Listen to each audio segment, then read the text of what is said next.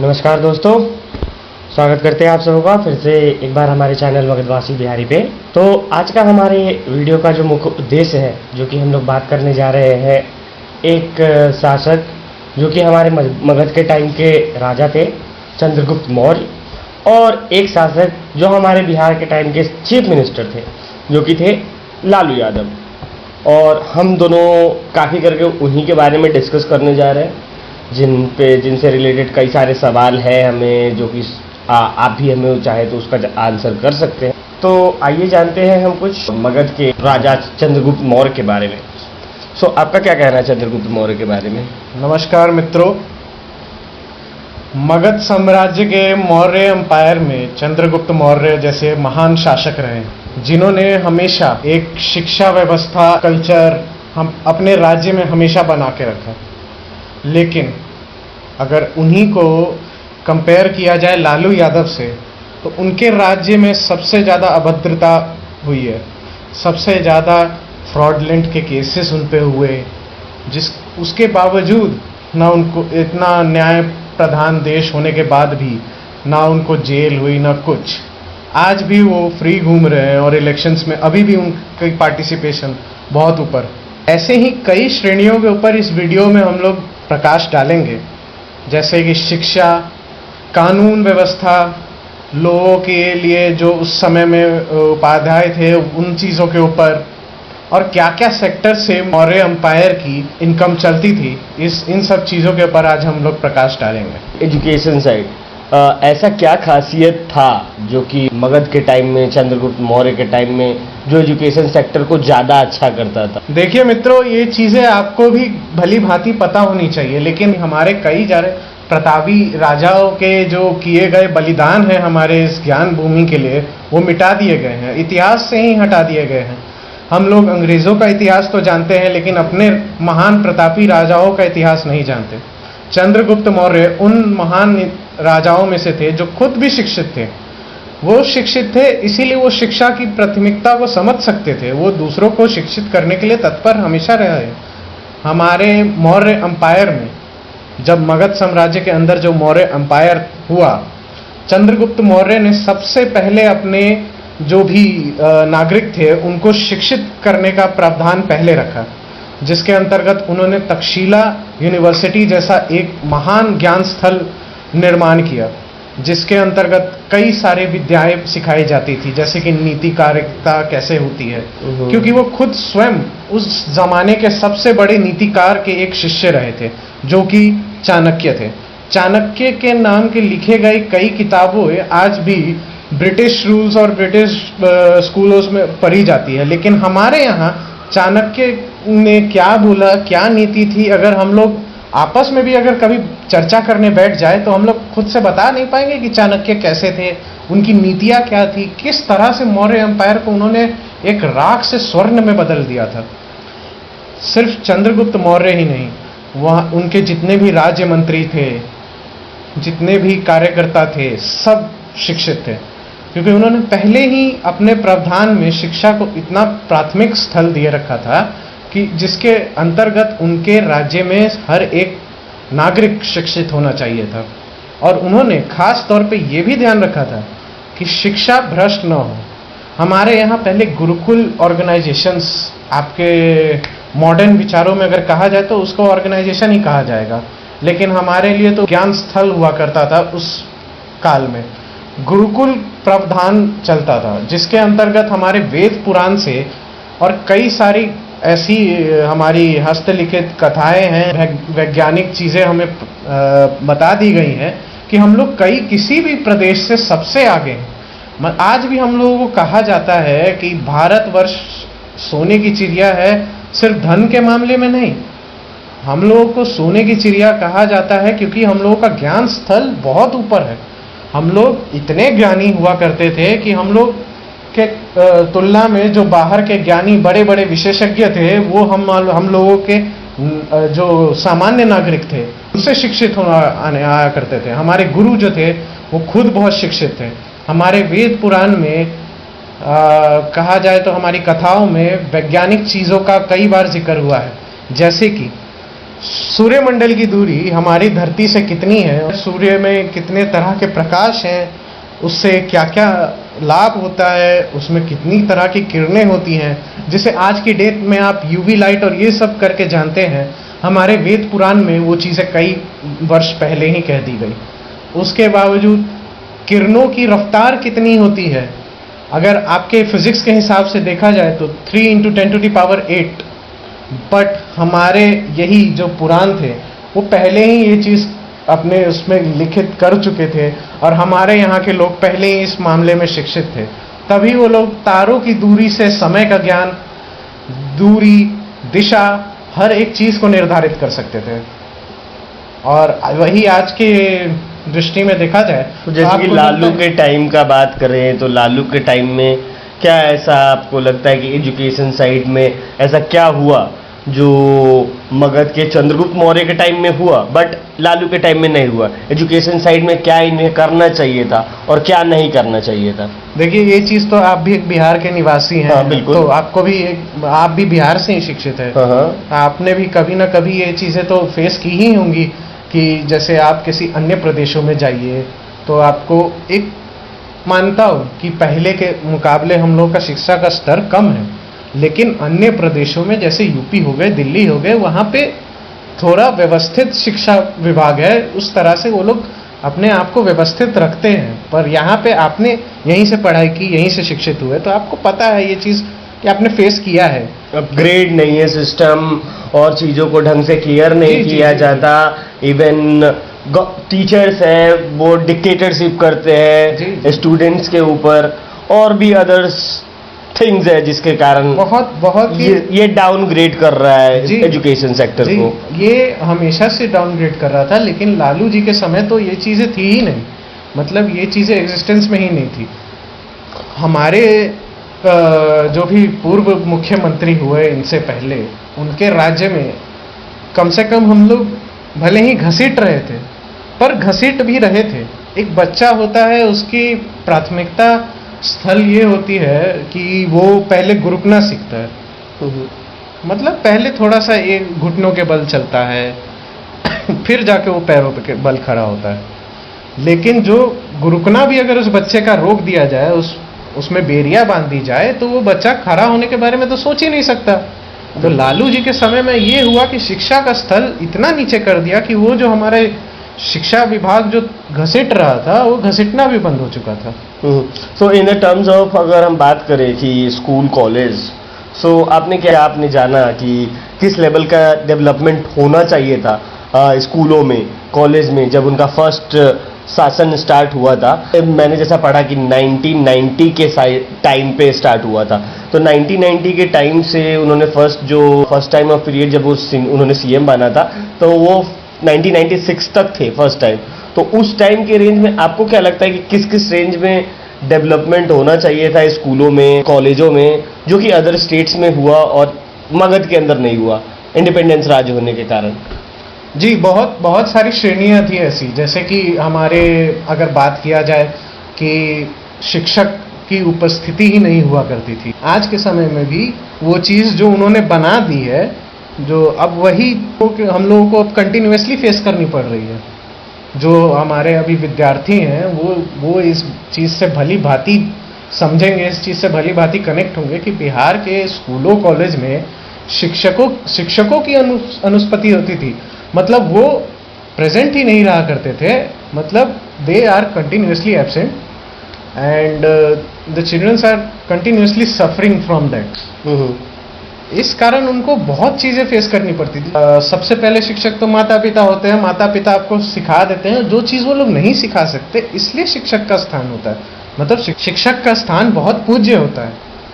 जब शिक्षक इस तरह की गलतियां करते हैं तो विद्यार्थियों और शिक्षक विभाग के ऊपर तो बहुत ही दुर्भाग्यपूर्ण स्थिति बनना तो एकदम निश्चित है। ऐसा मैंने फिगर इट आउट किया कि लालू का जब फर्स्ट शासन था तो उस टाइम पे क्राइम रेशियो कुछ बढ़ा था बिहार के अंदर। मैंने जैसा जाना प्रीवियसली राज्यों के बारे में या फिर पहले का राज्य शासन के बारे में, तो उसमें ये मैंने फिगर इट आउट किया कि पहले अगर कोई राजद्रोह या फिर राज्य के प्रति अगर करप्शन करे या फिर राज्य का चीफ हो, जो भी अगर राज्य के अकॉर्डिंग करप्टेड हो, तो उसे राजद्रोह के कारण उन्हें उसे राजपाट छोड़ के जाना होता था, या फिर अपने जो भी वासी हैं उसे सेटिस्फाई करना होता था। बट ऐसा आपको क्या लगता है कि लालू के राज में करप्शन होने के बाद भी उसे उनको जनता ने क्यों बैठा के रखा? उनको ऐसे पे तो उन्हें मे बी बाहर निकाल देना चाहिए था। जी, बट राज्य में क्यों? इसमें सबसे ज़्यादा गलती जनता की है। जैसा कि मैंने पहले कहा कि लोग अगर शिक्षित होते हैं तब वो सवाल उठाने के लिए तत्पर रहते हैं, क्योंकि उन्हें पता रहता है कि यह हमारे साथ क्या गलत कर रहा है क्या नहीं। लोगों का सिविलाइज्ड होना उनकी शिक्षा के ऊपर बहुत ही ज़्यादा डिपेंड करता है। अगर शिक्षित नहीं होंगे तो लोग अपने भले के लिए भी सवाल नहीं उठा पाएंगे। इसमें जनता की बहुत बड़ी गलती है कि उन्होंने सबसे ज़्यादा इग्नोर किया, तो वो थी एजुकेशन, जबकि education is the key of everything. Whatever our life contains, the main part of our life is education. So उन्हें भी पता कि उनके ऊपर काफ़ी सारे एक्ट है, रेलवे एक्ट है और अलग अलग डिस्ट्रिक्ट्स के फंड्स के विड्रॉ के केसेस हैं, और भी मैंने बहुत सारे केसेस पढ़े। एबी एक्सपोर्ट के कुछ केसेस हैं जो कि लिस्टेड है इंटरनेट पे। तो मेरा जैसे कि मानना है कि अगर इतने सारे करप्शंस है, इतने सारे करप्ट अगर केस अगर किसी गवर्नमेंट पे है, तो उसे तो उस पार्टी को विड्रॉ कर लेना चाहिए एज अ नॉर्मल इंसान। आपका क्या मानना है उस पर? देखिए, आज के समय में सबसे ज़्यादा जो हमारे देश को खा रहा है, एक तो शिक्षा का अभाव तो है ही है, और दूसरा है कि ऐसे लोग, ऐसे जो राजनेता होते हैं, हम लोगों को जाति के नाम पे लड़वाते हैं। जैसे casteism is a good thing now, although it's a good thing, but it should be happen in good manner only. If you turn the table around and use it as weapon for yourself, it is a very harmful weapon that can burn the whole country. Casteism is like poisonous snake. जैसे हम लोग सांप को अगर कोई पाल नहीं सकता है, सांप कभी ना कभी डसता है। यही सांप, जो कास्टिज्म का जो सांप है, हमारे देश को डसता जा रहा है। देश को क्या, देश में फिर भी कास्टिज्म है तो भी वो प्रगति कर रहा है, लेकिन यहाँ पे कास्टिज्म के कारण वोट बैंक बढ़ाने के लिए कास्टिज्म के नाम पे पहले तो वोट बैंक बढ़ा लेते हैं, और उसके बाद जनता को टाटा बाय बाय, भैया अपना देखो, इस तरह से। आप लोग भी अपना राय बता सकते हैं कास्टिज्म के ऊपर, जो भी आपका राय है, जी जरूर बताएं कमेंट्स के द्वारा। कास्टिज्म के ऊपर अपना राय जरूर बताएं। जातिवाद, जो जनता कास्टिज्म नहीं समझ पा रही है उनके लिए मैं हिंदी में इसका वर्णन कर देता हूँ। जातिवाद आज के समय में आप लोगों को बताने की जरूरत नहीं है। अगर आप बिहार के नागरिक हैं तो आपको ऐसे भी समझ में आएगा, और अगर आप शिक्षित हैं तो भी आपको समझ में आएगा। जातिवाद तो मतलब आज के समय में आपको अपने घर के पास अगर आप चले जाए तो भी आपको कई जातियां दिख जाएंगी, और उनके बीच में जातिवाद मिल जाएगा, उनके बीच में मतभेद मिल जाएगा इसके कारण, और इसी चीज का फायदा वो लोग उठाते हैं। तो कमेंट में ये जरूर बताएं कि जातिवाद के ऊपर वोट बैंक जो अपनी ये राजनेता और पॉलिटिक्स जो हमेशा से चलती आ रही है, ये सही है या नहीं, और इसके ऊपर आपका क्या विचार है, क्या सोचना है। एक और है कि मैं एक दूसरी श्रेणी के ऊपर प्रकाश डालना चाहता था, वो है कि लॉ एंड ऑर्डर, मतलब कानूनी व्यवस्था यहाँ पे बिहार में और मौर्य एम्पायर में कानूनी व्यवस्था किस तरह से थी, ये सुशांत जी आप बताइए जनता को। मौर्य एम्पायर में कानूनी व्यवस्था ये थी कि अगर कोई गलती होता था तो उसके लिए सजा है, और सजा के मामले में नो कॉम्प्रोमाइज। इफ अगर कोई बंदा सजा, अगर किसी को घोषित हो गया कि अगर 3 साल का उसको सजा है, दैट मीन्स कि वो बंदा 3 साल का सजा काटेगा। ये नहीं कि हाँ हम उस 3 साल के पहले ही मैंने बेल फाइल कर दिया और मैं बाहर घूम लिया और बाहर घूम के मैं अपने हिसाब से कर रहा हूँ, अगर इवन दो मेरे पास पैसे है तो। इट्स अ नॉट राइट कानून जो कि अभी चल रहा है। पहले के टाइम में ये था कि अगर आपको 2 साल का सजा हुआ, दैट मीन्स कि आपको 2 साल सजा काटना है। आज की डेट में क्या है कि अगर आपको 2 साल का सजा हुआ, बट अगर आपके पास कुछ, अगर आपका जो भी रीच आउट है, अगर आप पहुंच सकते हैं चीज़ों पर, तो दैट मीन्स कि आप उससे पहले बाहर आ सकते हो। अगर आप बेल फाइल करो उससे पहले आ सकते हो, तो इट्स नॉट अ राइट कानून। मतलब आपका कहने का मतलब है कि पैसों में अब कानूनी व्यवस्था को तौल दिया गया है, कानून एकदम सच में अंधा आ चुका है। कानून तो बिल्कुल अंधा है। अगर आप किसी को अगर कोई गुनाहगार को अगर पैसों को लेके अगर आप उसे बाहर कर रहे हो, that means it's not right कानून। अगर कोई चीज़ गलत है विच मीन्स गलत है, सबके लिए होना चाहिए। अगर एक बार उसे छोड़ोगे तो दोबारा क्राइम करेगा।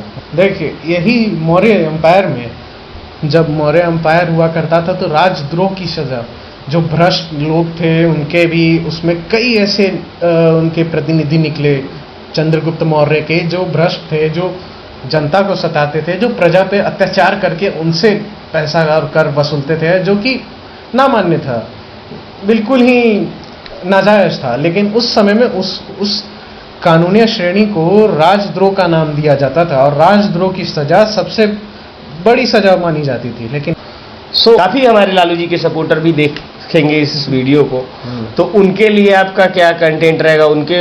उनके जो भी व्यूअर्स है या फिर जो उनके फॉलोअर्स है, उनको क्या राय देना चाहेंगे कि अगर उनको दोबारा अगर पीएम या फिर कोई उनको दोबारा उनके राज्य को चलाने वाला अगर कोई नागरिक नॉमिनेट करेगा कि मैं इस पद के लिए नॉमिनेट करने जा रहा हूं, तो उस टाइप के बंदे के लिए आप क्या संदेशा देना चाहेंगे कि हाँ, क्यों उसे चूज करे और क्यों ना चूज करे? देखिए, मैं जो हमेशा से कहता आ रहा हूं, मैं वही कहता रहूंगा। मेरा यही कहना है कि किसी भी राजनेता जो आपसे वोट मांगने आता है, तो आप यहाँ पे प्रजातंत्र है, आप उससे सवाल कर सकते हैं। इस मायने में वोट नहीं दीजिए कि वो आपकी जाति का है और वो हमेशा से ही आपके घर परिवार से उनका एक नाता रहा है, इसलिए आप प्रथा निभाते चले जा रहे हैं, वोट देते चले जा रहे हैं। ये देखिए कि वो जो राजनेता है उसने आपकी प्रगति के लिए क्या किया है। क्या उसने आपकी शिक्षा व्यवस्था अच्छी कर दी, जिससे आपके जो बाल बच्चे हैं, जो आगे की पीढ़ी आने वाली है, आपने तो झेल लिया।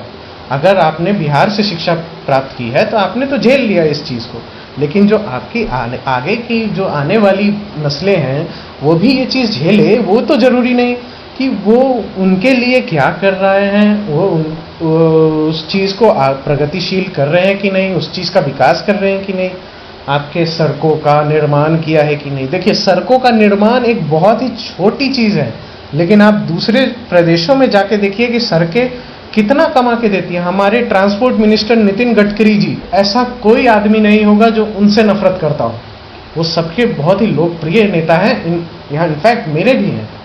उन्होंने सड़कों से ऐसा निर्माण किया है कि उनके टोल टैक्सेस और बहुत चीज़ें विश्व प्रसिद्ध हो चुकी हैं। आज की डेट में लोग फ्रांस और ये सब से आके देखते हैं, जब यमुना एक्सप्रेस हाईवे और जामनगर और दिल्ली के बीच में जो हाईवे बना, ये सब की दूरियां कितनी कम हो गई और कितने स्मूथ रोड है और कितनी फास्ट ट्रांसपोर्टेशन हो गई आज के डेट में। तो ये सारी चीज़ों के ऊपर आपको देखना चाहिए।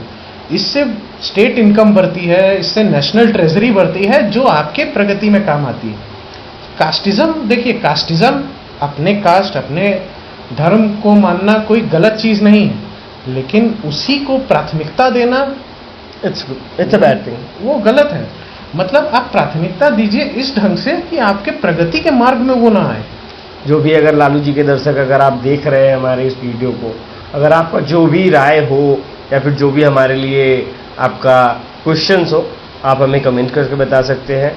पर हमारे हिसाब से लालू जी के टाइम में अलग अलग तरीकों से स्टेट को डेवलप किया जा सकता है, क्योंकि उनके टाइम में ही उनको रेल मंत्री बनाया गया। दैट मीन्स कि उनके पास एक ट्रांसपोर्टेशन थी। रेलवे इट्स काइंड ऑफ, अगर आप देश चलाते हैं तो रेलवे एक नस होता है किसी दूसरे राज्य से ट्रांसपोर्टेशन के लिए। Big means of income, big incomes का सोर्स होता है। तो उस टाइम्स पे वो अलग अलग तरह के इंडस्ट्रियलाइजेशंस या फिर अलग अलग सेक्टर का ग्रो कर सकते थे, बट उन्होंने किया नहीं।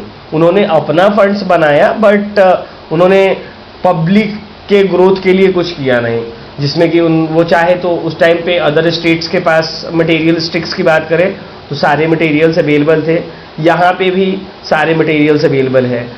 सेकेंड थिंग, जैसे मेरा अनुभव है बिहार के अंदर या फिर मगध के अंदर हमेशा से बालू, पत्थर और अनवांटेड मेटल्स थे, जो कि अभी बिहार के टाइम में भी सेम ही है, आज भी वही है। लैंड है हमारे पास, सॉइल है, पानी है, पत्थर है, और इवन दो अनवांटेड मटेरियल्स भी, अगर जैसे कि राजागृह, राजगीर, वैशाली, ये सब राजा चीजें हैं, इतना संगठित और इतना विशाल हमारा राज्य है, इतनी विशाल हमारे राज्य की संस्कृति है कि अगर उसको एक उजाला दिया जाए, उसको एक वे दे दिया जाए कि जिससे वो अपने आप को एक अच्छे स्तर पर दिखा सके, तो हमारा राज्य मतलब किसी के भी कंपैरिजन में बहुत ही ज़्यादा रिच है, बहुत ही रिच है। मैं लालू जी के जो भी समर्थक है उनसे एक सवाल जरूर पूछना चाहूँगा कि आपके जो प्रिय राजनेता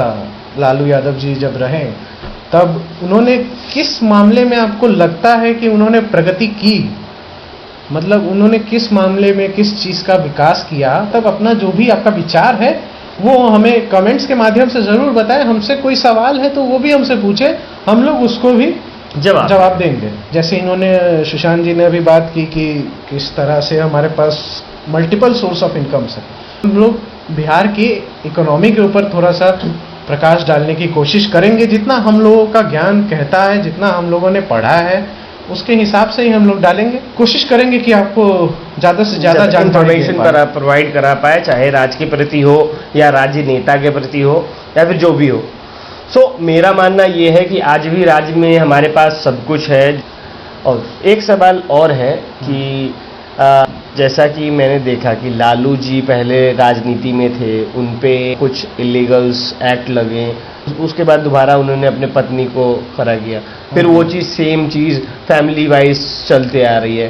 क्या आपका क्या राय है उसके ऊपर? जी, मेरा ये कहना है कि सबसे पहले देखिए, कोई भी राज्य और साम्राज्य जब बनता है तो वो सिर्फ एक आदमी के बदौलत नहीं बनता है, उसके पीछे कई हजारों लाखों हाथों का बलिदान होता है जो हम लोग जान भी नहीं पाते हैं। जिस समय में मौर्य एम्पायर था उस समय में भी राज परिवार चल ही रहा था, उनके कई बेटे थे जिनसे उन्होंने, लेकिन सारे पुत्र जो चंद्रगुप्त मौर्य के थे उन्होंने सब ने प्रगति का रास्ता अपनाया, अपनी जनता अपनी प्रजा को सुखी रखने के लिए जो व्यवस्था कर सकते थे वो व्यवस्था की, एक अच्छा राज्य दिया, भरापूर्ण, बहुत संपूर्ण और एकदम शिक्षित प्रधान राज्य बनाकर उनको दिया, जिसमें वो लोग अपनी प्रगति और अपना विशाल समर्पण देख सकते थे कि उन्होंने जो अपने पूर्वजों का बलिदान दिया, जो उन्होंने अपने युद्ध में चाहे किसी में भी लहू बहाया, वो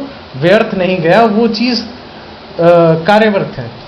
लेकिन आज के डेट में अगर हम लोग देखें तो लालू जी का परिवार जैसे राजनीति में आया, उसके बाद से तो लगने लगा कि जैसे ये एक परिवारवार्ता ही चली आ रही है, जिसमें जो पुराने काल पारिवारिक मतलब कि पारिवारिक प्रथा चली आ रही है कि आप अगर देखिएगा, अगर आप राजा है तो आपके बेटा ही राजा बनेंगे, वो मतलब कि डेमोक्रेटिक रहा ही नहीं, वो डेमोक्रेटिक रहा, सेम राज्य शासक रहा, जिसमें राज्य शासक में भी रहते हुए उन्होंने प्रजा के हित में सोचा। यहाँ पे उन्होंने अपने पावर का बहुत ही ज्यादा प्रजा को लूट लिया, which is right. There is very miscommunication between the citizen of Bihar and the Bihar state. Other state peoples are just simply they are focusing on the educated part and it's right. Actually हमारे यहाँ main बात क्या हुई कि लालू जी ने जब कार्यक्रम संभाला अपना एज अ मुख्यमंत्री, तब उन्होंने कास्टिज्म और जातिवाद के ऊपर बहुत ही ज़्यादा ध्यान दिया, जिसके कारण उनका वोट बैंक बढ़ गया। वो बोलो वही चीज़ें जब उनकी पत्नी आई तब उन्होंने भी वही हथकंडा अपनाया, जिसके कारण वो भी मुख्यमंत्री के पद पर कार्यरत हो गई। मेरे हिसाब से ये लगता है कि चंद्रगुप्त मौर्य के टाइम में जितने भी पॉपुलेशंस थे उनको उनके स्किल्स के अकॉर्डिंग उनको कैटेगराइज कर दिया गया, राइट?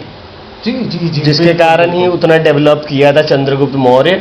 और हमारा मगध राज बहुत सारा डेवलपमेंट है, उसमें अलग अलग आर्किटेक्चर ही बनाए गए, अलग अलग सेनाएं थी और अलग अलग टाइप के भी सॉल्यूशंस थे या फिर अलग अलग अट्रैक्टिव मटेरियल्स थे चंद्रगुप्त मौर्य के टाइम में। बिल्कुल जो कि इकोनॉमी का सही यूज था। और लालू के टाइम में क्या इकोनॉमी का सही यूज किया गया? जितना उसके पास इकोनॉमिक रिसोर्स या फिर जो भी रहे, नहीं, वो सही यूज किया गया? नहीं। देखिए, पहले के समय में क्या था कि लोगों को अपनी अपनी श्रेणियों में सिर्फ बांटा ही नहीं गया, उनको शिक्षित भी किया गया। जब उनको एक जब शिक्षित कर दिया गया कि अपनी श्रेणी में रह के वो अपना विकास कर सकते हैं, अपने घर से ही जब एक निर्माण कर सकते हैं कुछ अच्छी चीज़ों का, जब हम लोग अपने घर से ही अपने व्यवस्था को चला सकते हैं, भोजन सबसे मुख्य कारण होता है किसी भी आदमी का कार्य करने का कि वो अपने आप का और अपने परिवार का भरण पोषण कर सके। लेकिन जब उन्होंने चंद्रगुप्त मौर्य के समय में इतने सारी कार्यक्रत बनाए, उसके कारण लोग इस चीज़ को समझ पा रहे थे कि हम लोग अपने घर से ही बहुत चीज़ों का निर्माण कर सकते हैं, जो अपना भरण पोषण कर सकते हैं। राइट। लेकिन आज के समय में, और उनको ऐसा नहीं है कि अगर उनको उनकी श्रेणी में डाल दिया है और वो शिक्षित होना चाहे तो नहीं हो सकता, ऐसा नहीं। उस समय में भी, जैसा कि मैंने पहले भी कहा कि चंद्रगुप्त मौर्य खुद शिक्षित थे, इसलिए वो शिक्षा की प्राथमिकता को हमेशा से समझते थे और वो चाहते थे कि ज़्यादा से ज़्यादा लोग शिक्षित हों। देखिए, जहाँ पे लोग शिक्षित होते हैं ना, वहाँ प्रगति का वास जरूर होता है। और जहाँ तक बात है इनकम की, वो तो पूरा उन्होंने वेस्ट किया ही। जैसे चंद्रगुप्त मौर्य के समय में उन्होंने कुछ ऐसे लैंड्स को अपने अंडर ले लिया था जिसमें आपके कैश क्रॉप्स होते थे, जहाँ से स्वर्ण निकलते थे, चाहे जहाँ से कुछ ऐसी उत्पादी हो जिससे मगध साम्राज्य का निर्माण हो सके, उसकी कार्य व्यवस्था को बढ़ाया जा सके, उसके अर्थव्यवस्था को बढ़ाया जा सके, उसकी इनकम को ज़्यादा से ज़्यादा जनरेट करने का पावर था उनमें, और वो सोच भी थी, और वही सोच उन्होंने जनता के मन में भी डाली। लेकिन जब बात करते हैं अगर लालू की, तो लालू जी ने ऐसा कभी नहीं किया। लालू जी ने ना जनता को इस मामले में शिक्षित किया, उल्टा उन्होंने जनता को इस कदर लूटा है कि जनता को अभी तक इस चीज़ का पता नहीं है कि उनके अंदर क्या क्षमता है और वो किस चीज़ के लिए है और वो क्या कर सकते हैं, वो कितने स्तर पर जा सकते हैं। हमारे यहाँ का एक आदमी बाहर के प्रदेशों के आदमी से आगे निकल सकता है। लालू जी और लालू जी के दर्शकों के लिए मेरे पास कुछ सवाल है। जैसे कि मैंने ऐसा पढ़ा कि इन 1996 में उनके पास कुछ फोर्डर स्कैम का केस लगा था, जिसमें उन्होंने तकरीबन 4.5 मिलियन का स्कैम किया था, जैसा डेटा इंटरनेट पे अवेलेबल है। उसके बाद फिर 1998 में कुछ अलग एक्ट्स लगे थे जिसमें कि कुछ अलग फंड्स के विड्रॉ किए गए थे। उसके बाद फिर 1996 में चायबारा ट्रेजरी का कुछ 356 मिलियन का कुछ घोटाला हुआ था। तो आप बताइए कि एज अ राज शासक कोई बंदा अगर इतना घोटाला करे तो उसके लिए आप एज अ कैसा सवाल करेंगे, या फिर क्या उसके लिए सजा रखेंगे, या फिर क्या उसके लिए आपका क्वेश्चन मार्क होगा, आप बता सकते हैं। इतना ही नहीं, उन्होंने हमारे देश की कानून व्यवस्था को कितनी बार चैलेंज किया है, आप खुद देखिए। उनके ऊपर कई बार ये आरोप लगते आया है कि उन्होंने शिल्पा गौतम मर्डर केस के अंदर तो वो फंसे ही हैं, लेकिन उनकी डॉटर के जो दोस्त थे अभिषेक मिश्रा, जो संदिग्ध हालत में पाए गए थे, उनके मर्डर का भी चार्ज उन पे लगा था, लेकिन आज तक उन परिवारों को न्याय नहीं मिला। ये बहुत ही दुर्भाग्यपूर्ण स्थिति है हमारे राज्य की कि हम लोग इस कार्यक्रत के अंतर्गत हम लोग उनके गुनाहों को देख नहीं पा रहे हैं। हम लोग इस चीज़ के ऊपर ज़्यादा हम लोग फोकस करते हैं कि कैसे उन्होंने किसी एक पर्टिकुलर कास्ट के लिए, किसी एक पर्टिकुलर जाति के लिए, एक ही जाति के लिए किस तरह से क्या किया है। लेकिन अगर असल मायने में अगर आप सोचें और उस चीज़ पे ध्यान दें, तो आप खुद सोच के देखिए कि उन्होंने किसी भी जाति के लिए क्या किया है। ऐसे लालू जी ने जब रेलवे भर्ती की बात निकली थी, आज भी उनके ऊपर और उनकी पत्नी और उनकी बेटी के ऊपर लैंड का केस अभी चल ही रहा है, जिसके अंतर्गत उन्होंने काफ़ी सारी ज़मीनें अवैध ढंग से अपने परिवारजनों के नाम पर लिखवाई हैं।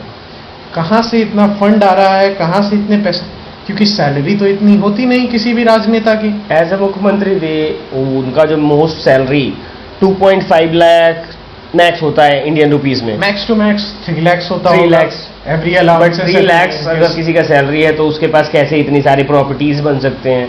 There are many cases in which he has convicted as a victim itself.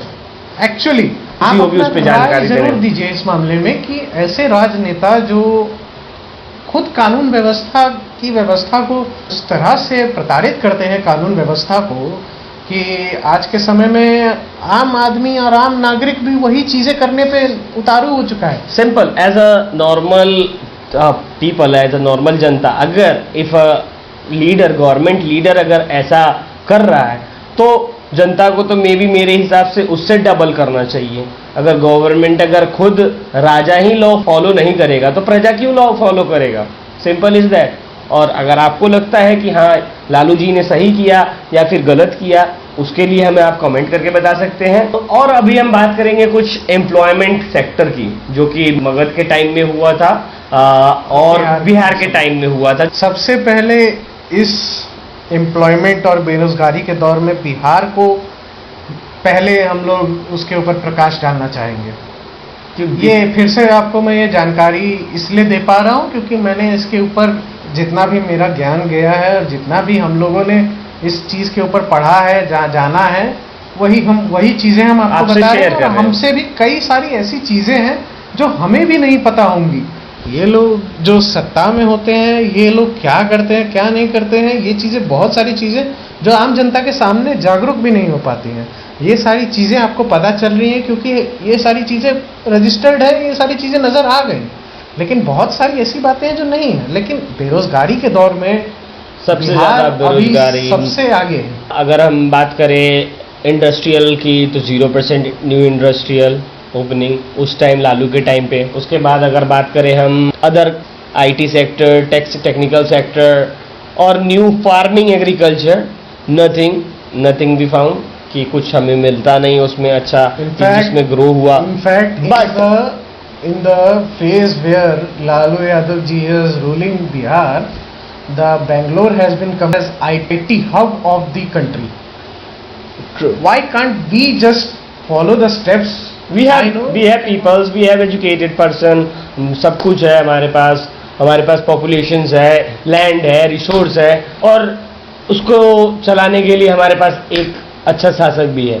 अगर उसके पास आइडियलिटी थी एज अ शासक तो वो उस टाइम पे टेक कंपनीज को यहाँ भी उसे स्टोर करवा सकते थे, क्योंकि यहाँ पे भी सेम प्लेन लैंड्स हैं। अगर अलग अलग तरह के इवन दो अलग अलग टाइप्स के वेदर्स है, समर, विंटर, रेनी सीजन्स और अलग अलग चीजें हैं। There are many things. In fact, in the phase where Mauryan Empire was ruling, Maurya umpire के कार्य प्रगति के वर्ष में हमारा किसान प्रधान साम्राज्य हुआ करता था, जहाँ पे किसानी और किसान के द्वारा उगाई गई फसलें और कई फलों से हमारी अर्थव्यवस्था ज़्यादा चलती थी। अर्थव्यवस्था का सबसे प्रमुख सोर्स था, सबसे प्रमुख दौर था किसान व्यवस्था, किसानी। लेकिन आज के दौर में किसानों को वो तकनीकें बताई तक नहीं जाती हैं जो उस समय में हुआ करती थी। उस समय में हर एक किसान किसी राजा से कम नहीं था, क्योंकि वो लोग अपनी चीज़ों के मार्केटिंग और इन सब स्किल्स में इतने आगे थे कि वो अपनी चीज़ों को बाहर के देशों में, बाहर के प्रदेशों में एक्सपोर्ट करते थे। यहाँ तक कि सिल्क रूट पहले हमारे द्वारा कब का खोजा जा चुका था और हम लोग बाहर के देशों में अपनी चीज़ों को एक्सपोर्ट भी कर रहे थे। परंतु अब उसके बाद हमारी पूरी इतिहास को ही बदल दिया गया। वास्को डी गामा आ गए, उन्होंने खोजा। मैं जनता से एक और सवाल करना चाहूँगा कि वास्को डी गामा जी ने आके यहाँ पे खोजा भारत को, उससे पहले क्या भारत का अस्तित्व ही नहीं था? यहाँ पे लोग बसते ही नहीं थे? ये आप अपने विचारों और अपने माध्यम जिससे भी आप खोजना चाहें उससे खोज के अपने ज्ञान से जवाब जरूर दें। और कोई सवाल इसके विपरीत आप मुझसे पूछना चाहें, इनसे पूछना चाहें, पूछ सकते हैं। ऐसा कि मेरा एक्सपीरियंस है बिहार के अंदर, बिहार के पास ऑलरेडी बहुत सारे रिसोर्सेज हैं। अगर बात करें पॉपुलेशंस की, they already are more than 10 crore. और लैंड की बात करें तो लैंड का स्क्वायर इतना बड़ा लेंथ है बिहार के पास कि already they can grow from many sectors, many other things. और बात करें weathers, we have variation, they are lucky. अगर वेदर्स की बात करें बिहार की तो यही तो स्पेशलिटी थी बिहार और मगध की, यही मेन स्पेशलिटी है कि उसके पास तीनों तरह का वेदर्स है। आप खुद ही सोचिए कि उस तरफ हिमालय, इस तरफ समुद्र, इतनी सारी नदियाँ उधर बर्फ जिसमें सेब और ये सब उगते हैं, इधर हमारे यहाँ अनाज, गेहूं, धान ये सब का उत्पाद ज्यादा होता है। अगर एक बात करूं एक पर्टिकुलर जगह की, पर्टिकुलर डिस्ट्रिक्ट की, तो मुजफ्फरपुर डिस्ट्रिक्ट को आप लीजिए, तो वहाँ के लीची बहुत फेमस है। जो बाहर के देशों में अगर कोई किसान इस लायक है कि वो अगर वहाँ पहुँचा सकता है, लेकिन यहाँ पे भ्रष्टाचार इतना हो चुका है कि आप अपनी चीज़ों को बिना किसी को करप्शन दिए, बिना किसी को ब्राइबरी दिए आप अपनी चीज़ें कहीं एक्सपोर्ट नहीं कर सकते, कोई कागज़ नहीं बनवा सकते। इनफैक्ट अगर आपको स्कूल में दाखिला लेना है, आपको उसके लिए भी आपको उनको अपना कमीशन देना पड़ेगा, नहीं तो आप लोग अपने बच्चों का स्कूल में एडमिशन तक नहीं करा सकते। तो सोचिए, जब आदमी बिजनेस करने जाएगा, एक किसान बहुत ही मेहनत से अपना फल, अपने अनाजों को उगाता है, उसकी पूरी जीवन उसमें लग जाती है, उसके बाद उनके पास इतना सामर्थ्य अगर बचा हो सकता है कि वो अपने चीज़ों को, हमारे भारतवर्ष को, खाली बिहार की बात नहीं करूँगा मैं इसमें, बिहार एक ऐसा राज्य है जो पूरे भारतवर्ष के लिए परिपूर्ण राज्य है, संपूर्ण राज्य है, जो पूरे भारतवर्ष को चलाने के लिए काफ़ी है। अगर यहाँ से बाहर के प्रदेशों में, बाहर के अन्य कई देशों में अगर लोग कोई सामान, कोई अनाज ये सब भेज सकते हैं, और हम लोग भेजते भी हैं, जो बड़े लोग हैं, इंडस्ट्रीज के बड़े लोग हम लोगों को एक्सप्लॉइट करके छोटे छोटे स्तरों पर हम लोगों से ले ही लेते हैं वो चीज़ें। लेकिन क्यों नहीं हम लोग उसी को, मेरा जनता से एक ये अनुरोध भी है कि आप, अगर हमारे बीच कोई किसान जुड़ा है, जो किसानी से जुड़ा है, अगर उनके दादा, परदादा, नाना, ये सब पिताजी, अगर कोई भी किसानी से जुड़ा है, तो उनके पास हमारा ये संदेश जरूर पहुंचाए कि अगर आप किसानी कर सकते हैं तो थोड़ी हिम्मत और करके उस चीज़ को पैकेजिंग में डाल के मार्केटिंग भी तो कर सकते हैं उस चीज़ का। अरे पहले आप, ये नहीं कह रहा हूँ कि आप विदेश से ही शुरू करिए, पहले आप देश भर में घूमिए, देश भर में जाइए, देश भर में अपनी चीज़ों को एक लेवल तो करिए कम से कम। आप क्या हैं, आप एक किसान हैं जो पूरे देश की भूख को मिटाता है, आप कुछ भी कर सकते हैं, लेकिन इसके लिए पहले आपको जागरूक होना पड़ेगा। सो अगर हम बात करें आज के हमारे इस कंपैरिजन की, तो एजुकेशंस के बाद मामले में हमारे Chandragupta Maurya, they are very educated person, but यहीं अगर लालू यादव की बात करें तो he is very illiterate person. According to Google he has done bachelor's in law and master's in political science. That means उन्होंने ग्रेजुएशन जो है वो लॉ की डिग्री से की है, और मास्टर जो है, जो इसको हम मास्टर की डिग्री कहते हैं, उन्होंने political science. It's make difference, right? आप खुद उनकी भाषा प्रणाली से ये चीज निर्धारित कर सकते हैं, ये चीज का तोड़ निकाल सकते हैं कि उन्होंने कितना उसमें पढ़ा है, उन्होंने कितनी जानकारी है उनको इस चीज के बारे में। सो फर्स्ट इज, यहाँ बात करें, Lalu ji is a kind of fake शासक we can say. And employment की बात करें तो चंद्रगुप्त मौर्य के टाइम में हमारा जो एम्प्लॉयमेंट था, हर एक बंदे को स्किल्स कैटेगरी के अकॉर्डिंग डिवाइड कर दिया गया था। It was like a dream actually for other countries, people and other dynasties at that time, other कोई और साम्राज्य के लिए यहाँ का जो एम्प्लॉयमेंट रेट था, जो रोजगार की प्रणाली थी, वो देखना, वो सोच पाना एक स्वप्न जैसा था। क्योंकि हमारा हर एक नागरिक, मगध में बसने वाला हर एक नागरिक को रोजगार के लिए सोचना नहीं पड़ता था, वो हर एक नागरिक अपने अपने कार्य में कार्यरत था, अपना भरण पोषण कर सकता था। सो एम्प्लॉयमेंट वहाँ चंद्रगुप्त मौर्य के टाइम में अच्छी, मतलब हर एक को स्किल्स के अकॉर्डिंग डिवाइड कर दिया गया, बट लालू जी के टाइम में no employment, and employment ratio we can say just 20% और 10% like that. Nothing to do with that, if you have money you get employed, otherwise nothing to do with that. Constructions की बात करें तो चंद्रगुप्त मौर्य के time में all over India we can say कि उन्होंने अलग अलग टाइप से अपने राज्य को डेवलप किया, विच मीन्स कि अदर राज्य भी इससे जुड़ने लगे और एक टाइम पे अपने आप को मगध बनाने लगे। But if we talk about the Lalu, इन्होंने, इनकी अगर कंस्ट्रक्शंस की बात करें तो इन्होंने राज्य को दे डिवाइडेड। ये हम लोगों ने हमारा इतिहास है यही है कि लालू के राज्य के बाद ही बिहार झारखंड का डिवाइड हुआ था। सो देखिए, उसमें कंस्ट्रक्शन की अगर मैं बात करूं तो कंस्ट्रक्शन के दौर में हमारा भारत तो हमेशा से ही एकदम आगे रहा है। हमारे यहाँ कंस्ट्रक्शन में अगर बात करें तो हमारे यहाँ ऐसे ऐसी कार्यकृत मूर्तियाँ हैं, ऐसे ऐसे मंदिर हैं जो सिर्फ ईंटों से जोड़कर बनाई गई हैं और कई वर्षों से हैं। कई कालों से हैं। त्रेता के समय से जो मंदिर है वो आज तक है, जो द्वापर में बना वो भी आज तक है, पर वो गिरी नहीं। मतलब इतनी मजबूत है ये। कंस्ट्रक्शन की क्वालिटी हमारे यहाँ की इतनी मजबूत है, हमारी मिट्टी में इतनी ताकत है। लेकिन वही कंस्ट्रक्शन का दौर अगर जब चंद्रगुप्त मौर्य के उसमें कहा जाए तो उनकी अगर राज्यसभा को ही देख लिया जाए, उनका एक राज्य गृह ही देख लिया जाए, तो उन्होंने इतने अच्छे ढंग से बनाया है कि आप आज के समय में अगर हम लोग घर बनाएं तो उसमें वेंटिलेशन का ध्यान रखते हैं, खिड़कियों का ध्यान रखते हैं, दरवाजे कैसे हो ऐसा ध्यान रखते हैं। आप खुद सोचिए कि जब उस समय में आदमी वेंटिलेशन के इतने द्वार खोल दे कि बाहर कितनी भी गर्मी हो, कितना भी धूप हो, आपको अंदर ठंडक एहसास हो, तो सोचिए वहाँ की कंस्ट्रक्शन की क्वालिटी और वर्कर्स कितने ज़्यादा हाईली एजुकेटेड थे in terms of architecture. In terms of architecture they have very educated workers, very skilled labours. And आज भी हमारे यहाँ पे बहुत स्किल्ड लेबर्स है जो अच्छी चीज़ों का निर्माण कर सकते हैं। जैसे कि अभी पार्क खुले हैं बहुत सारे, तो वो स्किल्ड लेबर्स नहीं बनाए।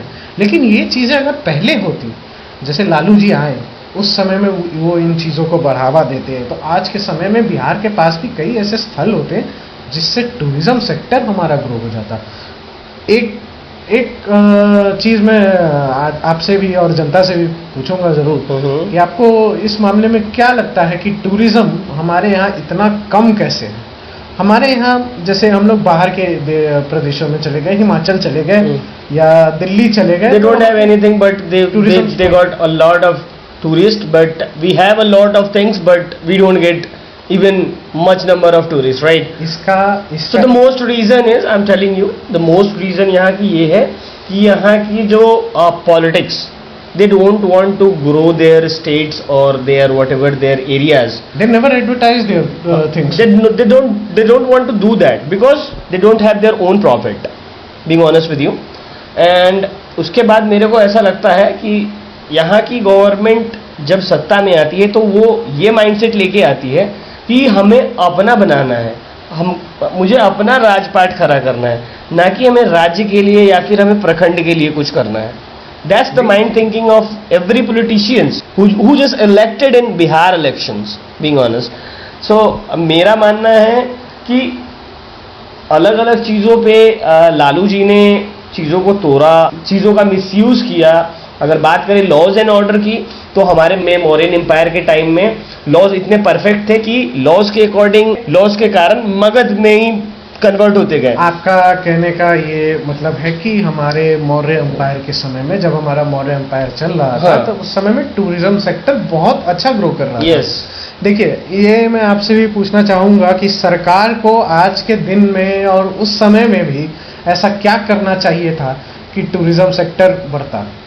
ये आप अपने कमेंट्स के माध्यम से हमें ज़रूर बताएं। मेरा भी एक आप सभी से सवाल है कि अगर लॉज अगर सही है गवर्नमेंट के लिए या फिर जनता के लिए, तो क्या लॉ ये कहता है कि कोई बंदा अगर स्टेट को एज अ शासक अगर लूट रहा है, अपने राज्य को खुद लूट रहा है, तो उसे राज्य में रहना देना चाहिए? आप अपना राय हमें कमेंट करके बता सकते हैं।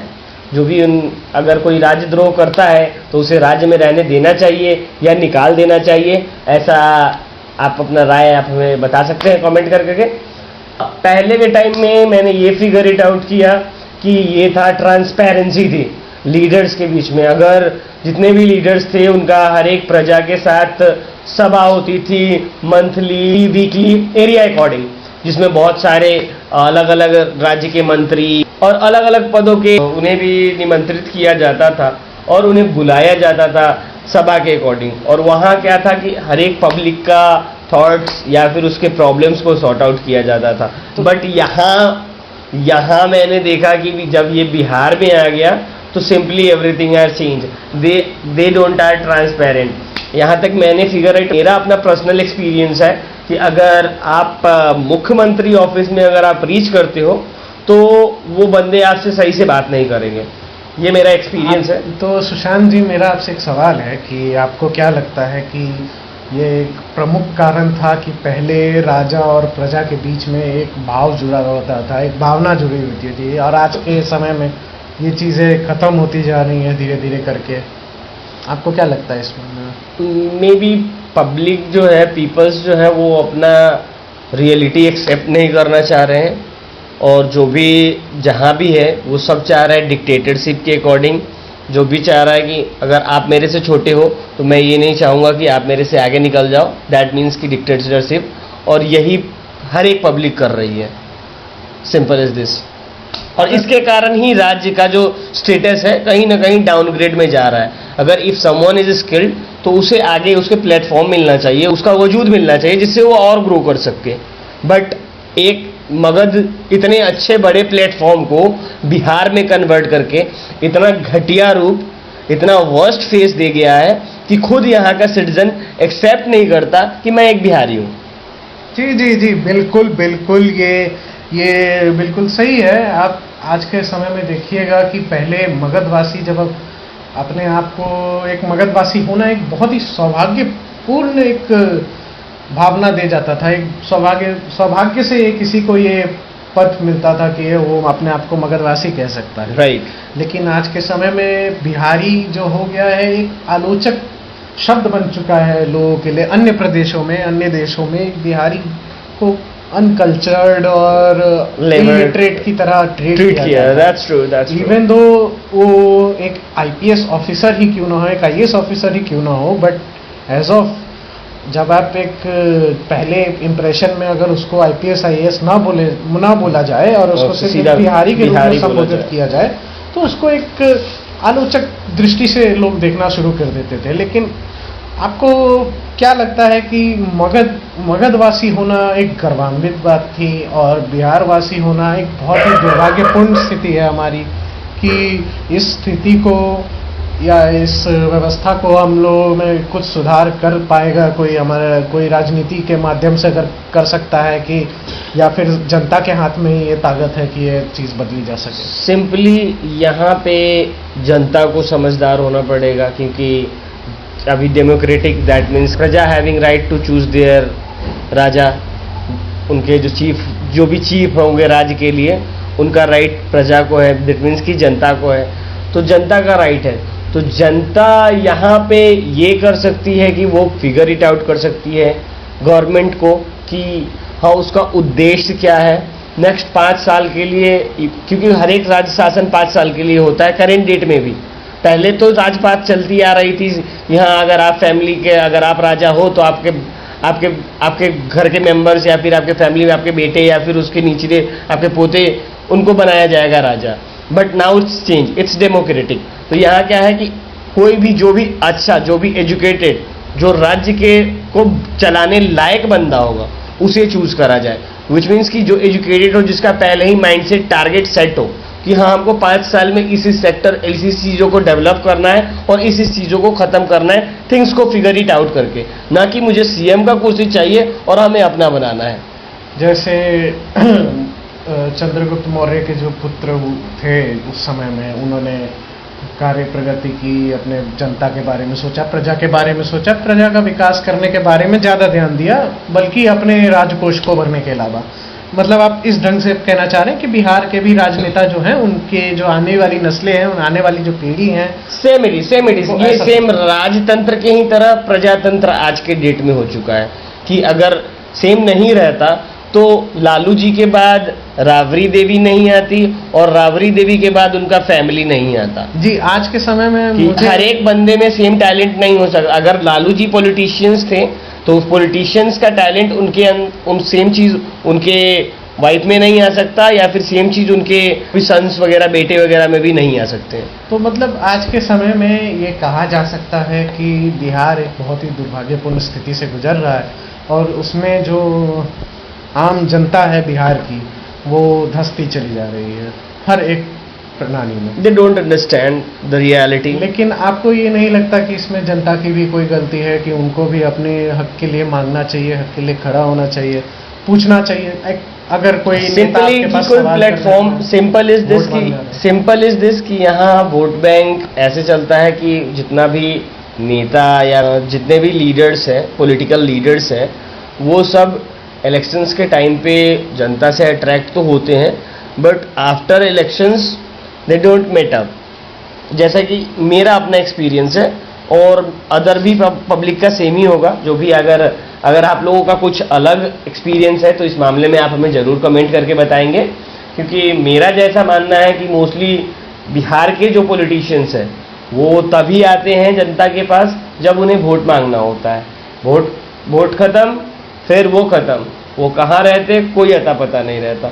तो फर्स्ट ऑफ ऑल तो उन्हें एक रूल बनाना पड़ेगा, एक मेटअप सेट करना पड़ेगा कि हाँ, हमारा एक पर्टिकुलर वीकली मीटिंग हर एक 15 डेज या फिर 30 डेज पे होगा, जिस भी प्रखंड, जो भी राज्य स्तरीय या फिर पंचायत स्तरीय या जिस भी लेवल के लीडर्स को चूज किया जाएगा उनको एक मीटअप सेट करना हो चाहिए, जैसे पहले होता था। और उनके हिसाब से मतलब कि हर एक पर्सन से डील किया जाए, उन्हें खुद जानना चाहिए कि किसे किस चीज़ का नीड है। अगर इस तरीके से अगर जो भी लीडर्स अगर आएगा, इस तरीके का अगर माइंडसेट होगा, तो they definitely they do growth development for their state और particular area, district, division, whatever they have. अंत में मेरा जनता से एक सवाल रहेगा कि अगर आपके पास कोई राजनेता वोट मांगने आता है तो आप क्या सवाल उस राजनेता से करना चाहेंगे?